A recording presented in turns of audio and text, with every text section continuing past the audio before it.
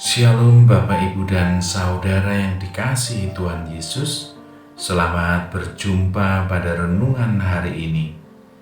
Saya mengucapkan salam sejahtera bagi Bapak Ibu dan Saudara di mana saja berada. Damai dan sukacita oleh Roh Kudus melimpah dalam hati dan kehidupan Bapak, Ibu, dan Saudara. Tema renungan hari ini berjudul "Bukan yang mendengar, tetapi yang melakukan". Ayat renungan hari ini terdapat pada Roma 2 ayat yang ke-13. Tertulis demikian: Sebab bukanlah orang yang mendengar hukum Taurat yang benar di hadapan Allah, tetapi orang yang melakukan hukum Tauratlah yang akan dibenarkan. Bapak, Ibu, dan Saudara yang dikasihi Tuhan Yesus, bukan hanya sekali saya menjumpai orang melanggar aturan, persis di tempat di mana aturan itu berada.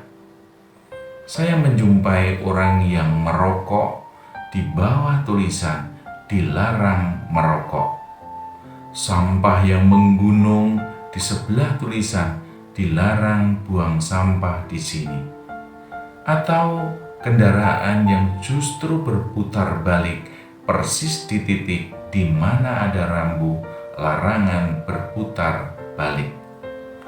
Saya yakin masalahnya bukan karena orang itu tidak melihat larangan, tidak bisa membaca, atau tidak mengerti rambu.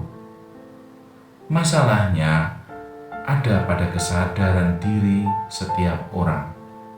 Apakah mau mematuhi aturan atau menganggapnya angin lalu? Atau jangan-jangan masih ada orang yang memegang prinsip bodoh. Aturan dibuat untuk dilanggar. Bapak, Ibu, dan Saudara yang dikasihi Tuhan Yesus, demikian pun hukum Taurat ataupun hukum kasih.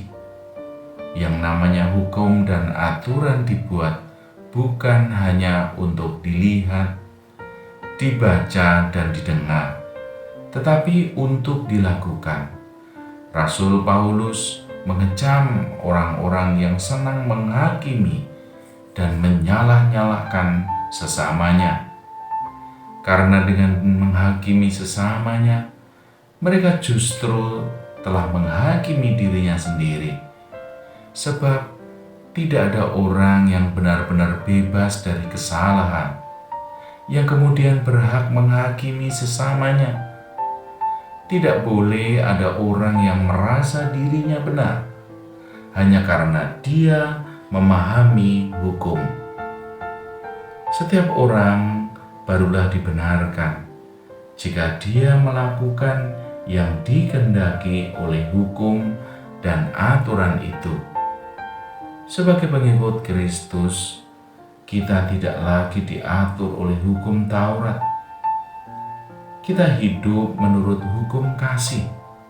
Namun, kita perlu sadar, menghafal dan mengerti hukum kasih pun belumlah cukup untuk membenarkan kita di hadapan Allah. Kita juga harus terus berusaha melakukannya, tentunya di dalam pimpinan dan pertolongan Roh Kudus. Amin.